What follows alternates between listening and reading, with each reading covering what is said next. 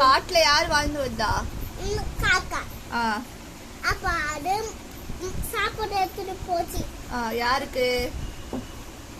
குஞ்சிக்கு. அப்போ ஒரு நாள் ஒரு பாம்பு வந்துச்சு. அப்போ பாம்பு வந்து முட்டை சாப்பிட பார்த்துச்சு.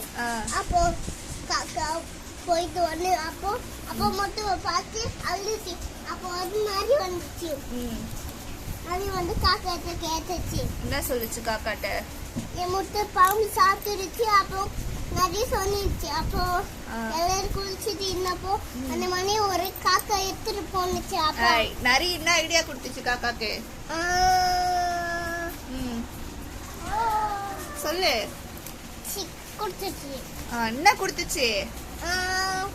ஒரு திருப்பு ஒரு ராணியோட மணியை கொண்டு வந்து போட சொல்லுச்சு. இதோ குளிக்கிறோமா? ஓ, தமிழ் வேர்டு